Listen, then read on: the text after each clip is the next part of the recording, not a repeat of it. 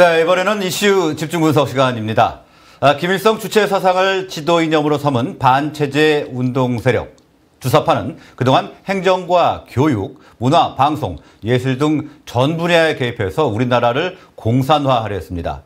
그리고 지금 이 순간에도 대한민국의 갈등을 부채질하고 윤석열 정권 퇴진 운동에 관여를 하고 있는데요. 하다 이제는 내년 총선에까지 개입하려 한다는 우려의 목소리가 제기되고 있습니다. 어떤 상황인지 그리고 대책은 없는지 캠페인 전략연구원 이동호 원장님과 이야기 나눠보도록 하겠습니다. 어서 오십시오. 예, 안녕하세요. 네, 안녕하십니까. 자리해 주셔서 감사합니다. 예, 감사합니다. 자, 현재 주사파 세력이 우리 사회 각계각층에 거대한 네트워크를 형성하고 있다. 이런 말이 많습니다. 상황이 좀 어떤가요? 말이 아니고 그런 네트워크를 가진 지는 굉장히 오래됐습니다. 예.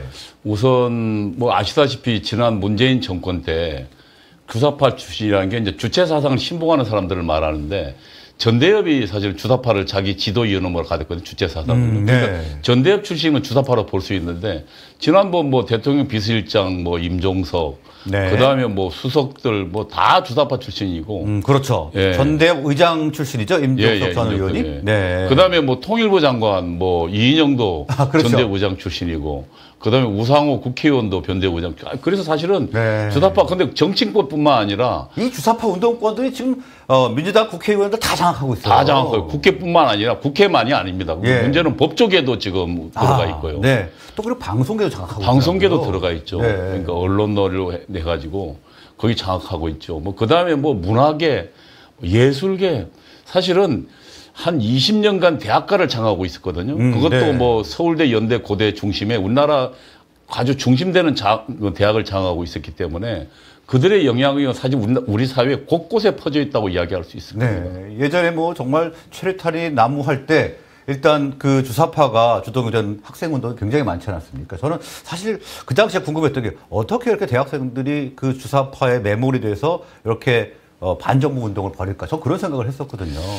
우선 그 주사파들이 이제 제가 그 주사파를 왜 빠졌냐고 물어보면 제가 네. 돌아보면 우선 역사가 그러면 여기서 시청자 여러분께 이해를 좀 돕기 위해서 원장님께서 잠깐 하셨던 그 양력을 좀 소개 좀 해주실까요? 예, 저는 이제 뭐 연세대학교 신학과에 들어가서 원래는 목사를 하려고 하다가 거기에 이제 그 운동권의 그 서클에 들어가서 거기서부터 운동권 공부를 했죠. 예. 뭐 맨 처음에 역사부터 배웁니다. 그러니까 당신이 알던 역사는 거짓이다. 그 이승만은 미제의 앞잡이였고. 그러니까 사상 개조부터 하는군요. 그럼요. 그다음에 박정희는 일제의 앞잡이였다. 네. 당신이 배운 역사는 전부 틀린 역사다. 대한민국은 식민지 역사고. 그럼 김일성은 소련의 앞제비다 이런 얘기는 안 합니까? 그런 얘기는 안 하죠. 김일성은 어려서부터 네. 그러니까 그 식민지에 반대하는 민족을 구국하기 위해서 뭐 이렇게 나오겠군요. 그렇게 배우죠. 네. 그러니까 그렇게 배우기 시작하면 이제까지 내가 알았던 것은 거짓이라고 생각하게 됩니다. 네. 그럼 새로운 걸 배우다 보니까 이 대한민국은 예를 들면 거짓의 역사였다. 그 이야기를 누가 했습니까? 네. 노무현 대통령이 한 얘기입니다. 그렇죠. 네. 그러니까 그러다 보면 아무래도 네. 사명감, 젊은 나이에 젊은 피에 사명감이 그런 게 생기죠. 그러니까 뭔가 대한민국을 바로잡아야겠다. 네. 피 끓는 의식이 생기고 네. 그게 혁명으로까지 가게 됩니다. 그러면은 저 원장님께서는 어떻게 하시다가 그 주사파에서 나오시게 된 건가요? 저는 가장 중요한 것은 사실은 소련이 무너지는 게 가장 컸습니다. 네네. 그러니까 제가 학교 다닐 때 학생 운동을 했었는데 나와서 이제 잠시 제가 그 학원에 잠깐 들어가 있었거든요. 이제 저희 조직에서는 기독교로 침투하려 했는데 네. 그래서 이제 신학교에 들어가려고 했는데 그에 이제 전국이 신학이시니까. 예, 전국 신학. 그러니까 신학교에 침투하라고 우리 조직에서는 이야기했는데 근데 이제 그의 신학교에 뭐 이렇게 파업이 있어가지고 시험을 못 봤어요. 네. 그래서 못 들어가고 있을 때 이제 어쨌든 아르바이트를 한다고 학원에 들어갔는데 저는 그때 중학교 나온 어머니 아버지가 아이들을 대학 보내려고 집 가지고 자동차 가지고 공장에서 열심히 일해서 네. 그렇게 열심히 살더라고. 근데 내가 배운 이론에 의하면 대한민국은 점점 망해가야 되거든요. 그리고 근로자들은 점점 더 자본가한테 뺏겨가지고 이중적 예를 들면 미제가 뺏어가고 자본가가 뺏어가고 점점 못 살아야 되는데 내가 그때 만나본 사람들은 중학교 나온 사람들인데 열심히 일해서 자기 집도 가지고 했군요. 자동차도 가지고 아이들 대학 보내려고 노력하고 있더라고요. 네. 야 이거 내가 좀 틀린 거 아니냐? 알겠습니다. 원장님, 요 얘기 조금 길어지는 것 같은데, 그래서 여기를 빨리 마무리하고요. 본 이야기로 넘어가겠습니다. 그래서, 그런 이제 연유로 주사파에서 나오게 되셨는데, 예. 자, 주사파를 보면 지금 최근에 윤석열 정부 출범 이후에 반일 투쟁을 선동하고 있습니다. 이거 왜 그런다고 봐야 되나요? 주사파들의 이제 전략이 있습니다. 네. 민족해방 인민민주주의혁명론인데 그 후에 인민은 뺐어요. 왜냐하면 그 인민이란 말을 쓰면 사람들이 거부감 느끼니까. 그래서 그 전략에 보면 우선 대한민국 식민지다. 식민지라는 건 미제의 식민지예요. 네. 그다음에 두 번째로는 대한민국은 자본가들에 의해서 강탈당하는 나라다. 이게거든요. 그러면은 반일은 이거 1975년도에 김일성이 무슨 이야기하면 갓근 이론이란 걸 했어요. 갓근 전술. 네. 갓근 전술. 이 갓에 보면 왜 끈이 달려 있잖아요. 네. 근데 갓이 위에 기니까 바람 불면 날아간단 말입니다. 그럼 끈을 묶잖아요. 근데 이 끈을 풀면 어떻게 돼? 바람 불면 갓이 벗겨지잖아요. 날아갈 거 아닙니까? 그러니까 네. 대한민국의 안보는 갓끈처럼 한쪽 줄은 미국, 한쪽 줄은 일본이라는 그 줄에서 매여 있다. 네. 그래서 한쪽만 풀면 대한민국 안보가 무너진다. 근데 이걸 아주 잘 본 게 지금 대한민국은 주한미군은 한국에 와 있지만 일본에 7개의 우리 그 미군의 전진 기지가 있습니다. 네. 병참 기지도 알지만 사실은 주일 미군이 거의 뭐 본진이라고 봐야 되잖아요. 그렇죠. 왜냐하면 미국이 지금 거의 뭐 한 8,000km 이상 멀리 있는데 네. 만약에 한반도에 전쟁이 벌어지면 이번에 뭐 우크라이나도 그렇고 그다음에 이스라엘도 그렇지만은 전쟁이 벌어지면 전쟁 물자를 해야 되는데 거기다가 일본에다가 전쟁 물자를 쌓아놓은 겁니다. 그래서 전쟁이 벌어 즉각 반격할 수 만들어놨단 말이에요. 네. 근데 만약에 한국과 일본을 이간시켜서 일본이 한국을 도울 수 없는 상황으로 만들면 어떻게 됩니까? 한국 전쟁 벌어 주한미군과 전쟁 못합니다. 그래서 북한의 전략 전술에 보면 항상 미국과 일본 이 관계를 가지고 대한민국 민중들하고 결립시켜라. 네. 그래서 항상 보면 중국이 문제되는 건 그 얘기 안 합니다. 뭐 중국에 뭐 예를 들면 우리 먹는 데다가 뭐 납을 넣었다 해도 중국 반중 시위하는 거 보셨습니까? 네. 근데 미국이 뭔가 하면 계속 미국 시위하고 일본이 뭔가 하면 일본 시위하잖아요. 그리고 가장 중요한 건 지금 정신대니 반일 시위가 그전에는 없었어요. 그렇습니까? 그러니까 네. 주사파가 작은 1991년도부터 정신대라는 게 생겨나요. 네. 그러니까 주사파들의 학생운동이 북한의 주체 사상을 가져오면서 그러면서 북한의 전략 전술에 복무하기 시작한 겁니다. 그러면서 반일 문제가 끔찍하게 지금 악화돼 버렸죠. 네. 그러니까 일본과 미국을 우리나라에서 떼버리기 위해서 지금 반일, 반미 이런 투쟁을 한다 이렇게 봐야 되는 거죠. 그렇죠. 그거는 전략 전술에 있는 거예요. 가끔 전술이요. 네, 항상 있는 예. 겁니다. 자, 그리고 주사파가 또 심지어는 얼마 남지 않은 내년 총선에도 개입하려고 한다. 자, 이런 정황이 있습니다. 항상 개입했습니다. 항상이군요. 대한민국의 이게 정치 전망은 네. 북한과 북한의 조정을 받는 주사파들을 빼고는 이야기할 수 없습니다. 우리가 그동안 간첩당 사건도 여러 개 있었습니다만 그때 보십시오. 이재명 후보를 놓고 충북에 있는 간첩단이 뭐라고 북한의 본부에다가 건의서를 올리냐면 네. 대한민국의 운동권들이 이재명을 지지하도록 본부에서 역할해달라 그럽니다. 그 무슨 얘기냐면 이재명을 지지할 수 있도록 주사파들을 밀어달라는 거예요. 그러니까 네. 총선에 실제로 지난 대선에 이재명을 만드는데 가장 결정적으로 한 게 주사파입니다. 그리고 이재명이 성남시장 된 게요. 네. 주사파의 핵 본진이 누굽니까? 경기 동부연합입니다. 이석기. 거기 성남이죠. 성남이죠. 네. 성남시장 될 때 경기 동부연합이 민 후보, 김미 후보입니다. 그랑 후보 단일화로 해서 성남시장이 됐습니다. 그랬군요. 예, 예. 네. 2012년도입니다. 그러면서 큰 겁니다. 그러니까 항상 변방의 무명장수의 그렇죠. 이재명이 그걸로 인해서 성남시장 되면서 올라오게 된 거군요. 그리고 이재명 주변에 보십시오. 한총련, 경기동부연합 이들이 항상 있습니다. 그러니까 개입 자체라기보다는 주사파는 항상 적어도 대한민국을 무력으로 하지 않고 혁명하기 위해서는 정치를 장악한다고 봤기 때문에 같이 행동을 한다고 봐야겠네요. 그럼요. 네. 자, 그러면 이 총선 개입을 통해서 실질적으로 얻고자 하는 것, 실익 뭐 어떤 게 있을까요? 정권 창출입니다. 네. 지난번 문재인 정권을 만들었지 않습니까?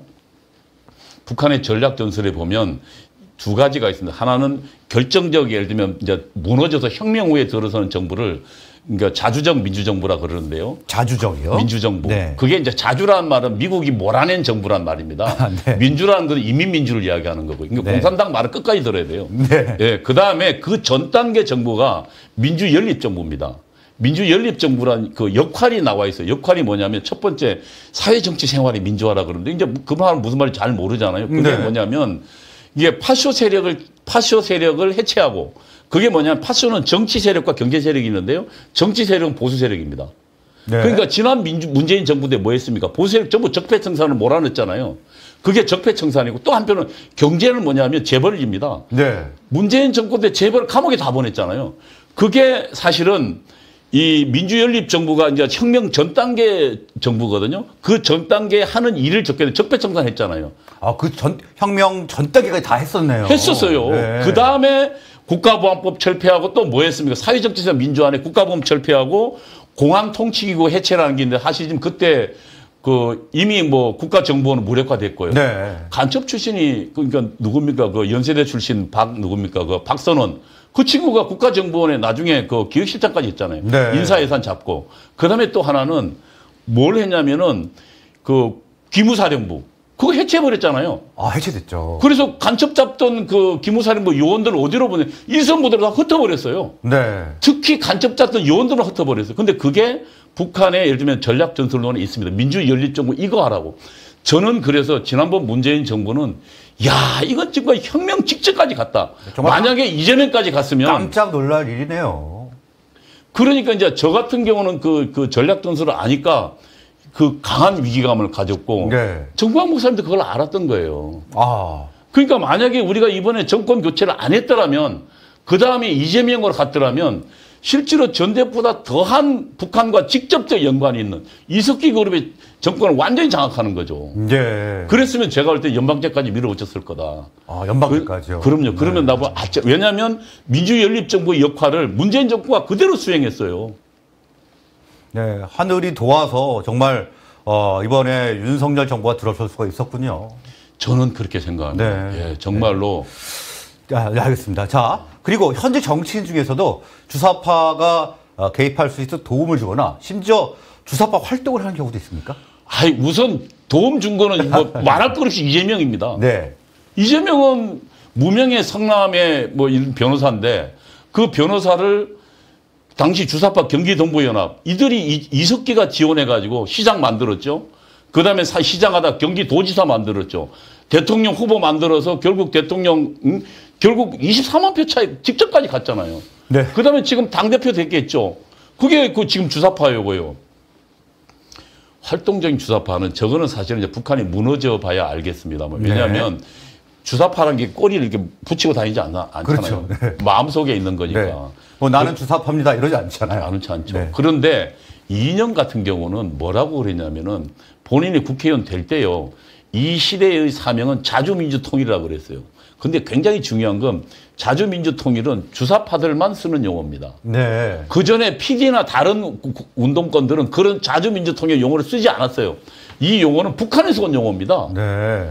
북한에서 그리고 PD는 주사파에 비해서 양반이네요. 양반이죠. 아, 네. 주사파는 그걸 북한이 만든 전술인데 북한이 만든 전술을 따르는 사람들이잖아요. 북한이 자주민주통일이라는 건 뭐냐면 우리 시대 혁명의 3대 과제예요. 근데 그거를 이인영이가 버젓이 이야기하고 제가 정확하게 폭로한다면 그거 옛날에 다 공부해서 이인영도 마찬가지고 네. 매일 그런 밤중에 사람이 앉아가지고 국회의원 3선했나요, 이인영이? 그리고 그렇죠. 통일부 장관까지 통일부 했네요. 장관까지 했어요. 참. 그러니까 저는 저는 뭐 이인영 같은 경우는 본인은 뭐라고 얘기하지만 나중에 본인 대통령 물을 때 임종서희 같은 경우 이렇게 묻더라고요. 전 정부 때요. 네. 우리 전희경 의원이 물었거든요. 당신 주사파 어떻게 생각해요? 모욕하지 말라 하면 주사파 기다 소리를 안 해요. 네. 우리 민주화 운동을 모욕하지 말라 그러지 내가 주체사당을 믿었다는 신봉했다는 지금 어떤 그런 얘기를 안 하더라고요. 난 그래서 우리나라 활동적인 주사파 제가 보기에는요 옛날에 황장엽 씨가 뭐라고 이야기했냐면 저랑 황장엽 씨랑 세미나도 공부도 많이 했는데 한국에 네. 활동하는 주사파 5만 명이다. 아, 네. 참 운동권 학생 운동을 하다가 국회의원 된 분들 상당히 주사파에 근접해 있을 것 같아요. 제가 보기에는. 그리고 이제 통상적으로 어떻게 하면 국회의원들의 직접 하는 경우도 있고 그 뒤에 이제 프락션 한다 그러는데 프락션이요. 예, 네. 뒤에 침투해서 뒤에서 조정합니다. 뭐 예를 들면 보십시오. 문재인 씨가 민정수석할 때 딱 한 명을 사면하고 복권시켰습니다. 예. 당시 북한의 지령은 이석기를 사면 복권시키려 했는데 문재인 딱 민정수석할 때 한 명 이석기만 사면 복권시켜서 그 다음 해에 비례대표 2번으로 통합진보당에 딱 국회에 들어갔습니다. 네. 그게 북한의 지령이었는데 지령과 똑같아요. 그러면 나는 문재인 주변에 북한의 지령을 받는 핵심 요원이 있었다고 보는 거죠. 그러니까 북한의 지령들이 그대로 들어가서 문재인 민정수석 때 딱 한 명 이석기 사면하고 복권시켰어요. 네, 말씀 들어보니까 설득력이 있네요. 설득력이가 팩트라고 저는. 네, 알겠습니다. 자, 전 주사파 요원으로 뭐 활동을 하셨다 이렇게 얘기를 하셨으니까, 굉장히 잘 알고 계실 거 아닙니까? 근데 이 주사파가 가장 두려워하는 게 뭐가 있을까요? 자신의 실체가 드러나는 겁니다. 아, 실체요? 예. 네. 왜냐하면 항상 그 주사파들은 이 자신들의 이제 결정적 시기에 전술이 있고 그 다음에 준비기에 전술이 있습니다. 네. 지난 문재인 정권 때는 사실은 많이 대놓고 이야기했죠. 문재인은 그러니까 아예 뭐 유엔 가서 북한 편드니까 김정은 대변이라고 했지 않습니까? 외국의 네. 통신사에서. 마찬가지 그러나 그 전까지는 결정적인 단계에 오기 전까지 자신의 정체를 숨깁니다.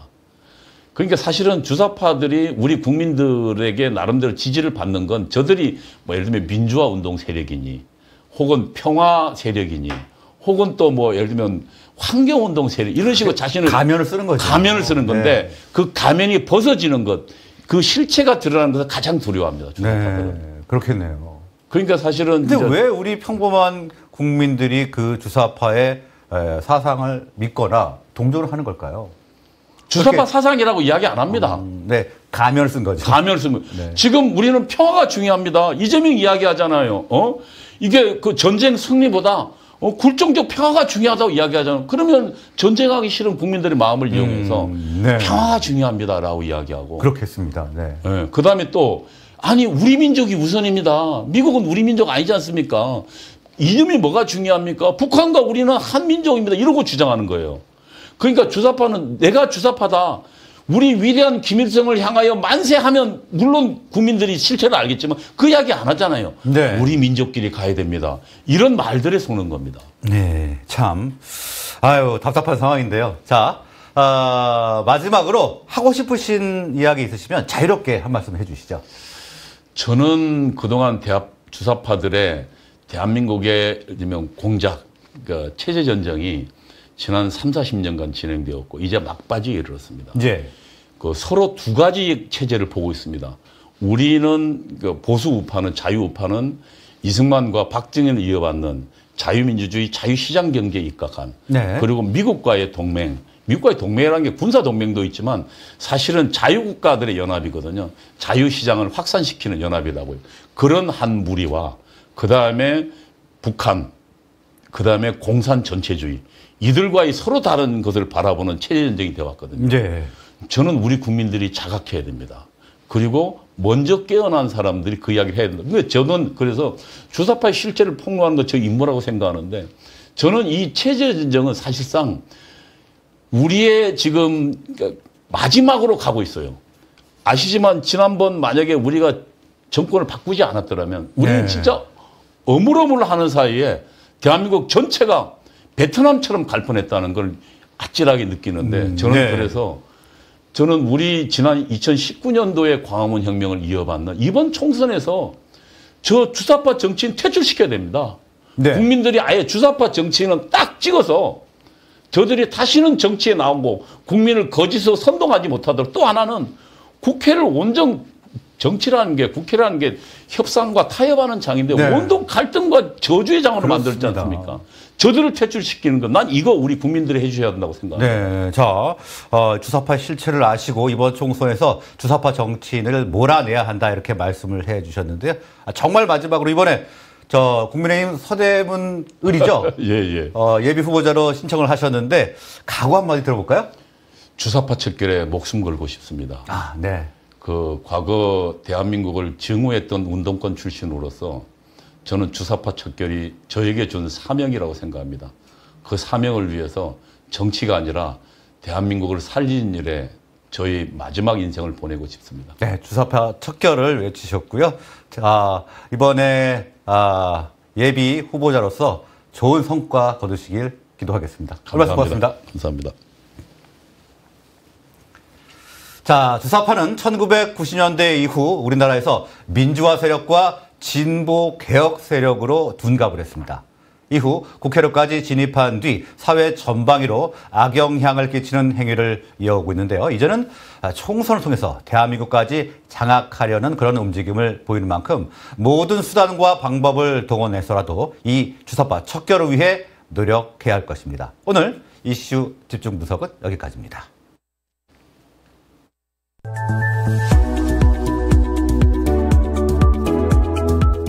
목요일인 오늘 아침부터 서해안, 전남 남해안을 중심으로 겨울비가 내렸습니다. 비는 차차 전국으로 확대되었습니다. 다행히 어제보다 기온은 높아 큰 추위는 없었습니다. 지금도 전국 곳곳의 지역에선 비가 내리고 있습니다. 눈이 내리고 있는 강원도를 제외하고는 오늘 밤에도 계속 이어지겠습니다. 금요일인 내일도 중부지방은 오전부터 오후 사이, 강원 영동과 경북 북부는 오후부터 밤 사이만은 비가 내리겠습니다. 미세먼지 농도는 전 권역이 좋음 수준을 보이겠습니다. 토요일인 주말부터는 최저기온이 영하 10도까지 떨어지는 강추위가 예상됩니다. 또 전국적으로 눈과 비가 내릴 것으로 보이고 비구름 뒤로 찬 공기가 밀려들며 일요일에는 더 추워지겠습니다.